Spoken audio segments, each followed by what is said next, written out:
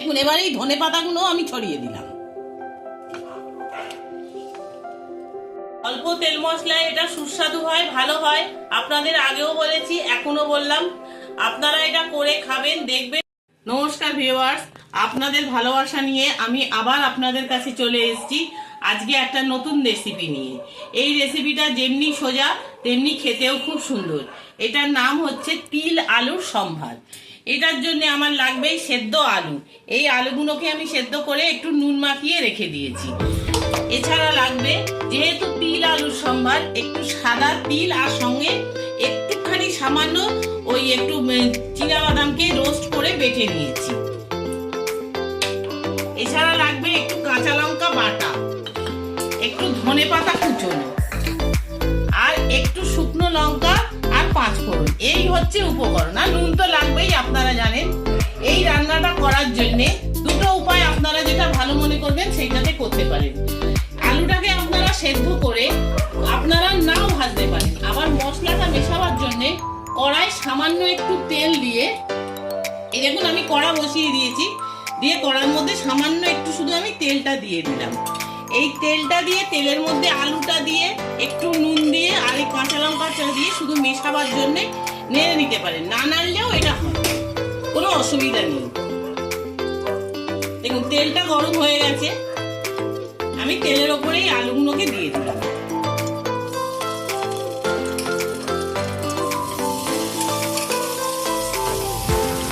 আর এই আলুর দমটার একটা প্রধান বিষয় হচ্ছে, আমরা যেরকম আলুর দম করে গরম গরম খাই, কিন্তু এই আলুর দমটা করে সম্পূর্ণ আপনাকে চাপা দিয়ে দিতে হবে। একদম খাবার সময় খুলতে হবে, যাতে সমস্ত মশলাগুলো ভালো করে ঢোকে। দেখুন আমি আলুটাকে দিয়ে দিয়েছি, দিয়ে আমার একটু নুন মাখানো ছিল, আমি এবারে প্রয়োজন অনুযায়ী আরেকটু নুন দিয়ে দিলাম।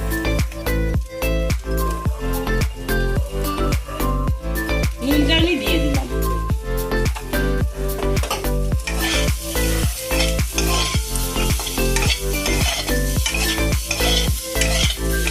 আলুটার গায়ে কিন্তু কোনো রং ধরবে না।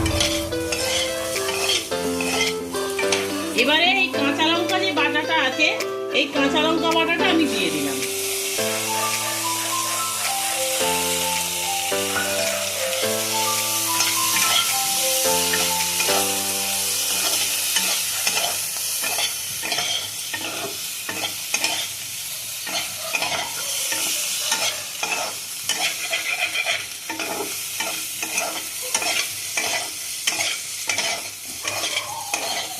ব্যালেন্সের জন্য একটু চিনি দিয়ে দিলাম।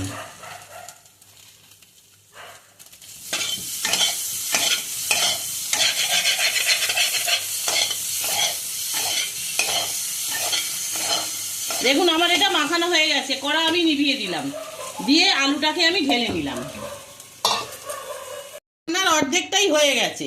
এবার এই যে তিল আর বাদামটা রোস্টেড করা ছিল, এর মধ্যে আমি দিয়ে দিলাম।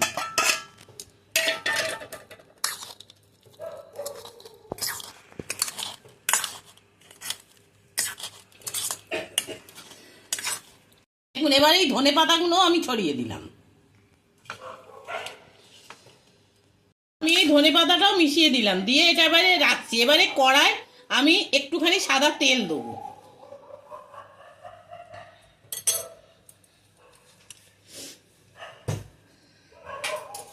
দেখুন আমি এটা জেলে দিলাম।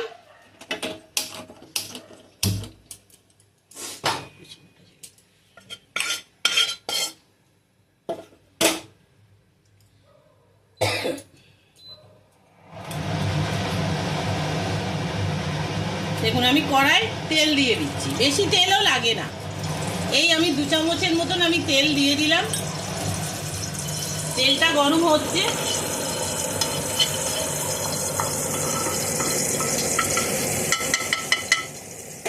এর মধ্যে আমি এই দেখুন 2টো শুকনো লঙ্কাকে ছিঁড়ে রেখেছি আর একটু 5 ফোড়ন আমি দিয়ে দিলাম।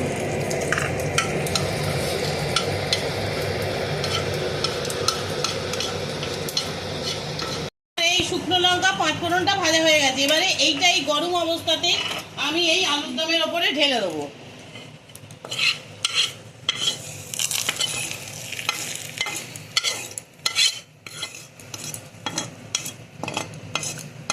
ঢেলে দিয়ে এটাকে একটু মিশিয়ে আমি চাপা দিয়ে দেবো সাথে সাথে।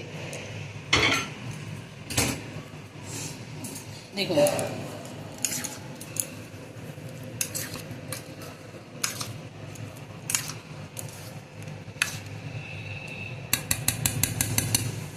আমি এবারে চাপা দিয়ে দিলাম, যতক্ষণ না খাবো তত খাবার সময় এটাকে খুলবো। যদি আপনারা মনে করেন খাবার সময় একটু পাতিলেবুর রস ছড়িয়ে দিতে পারেন, না দিলেও হয়, এটা খেতে অসম্ভব সুন্দর হয়। আবার পরে আপনাদের দেখাচ্ছি। দেখুন আমার আলুর দমটা তো হয়ে গেছিল, বলেছিলাম একটু খানিকক্ষণ রেখে খেতে। দেখুন রেখে দিয়েছি, এবারে আমি খেয়ে দেখাচ্ছি।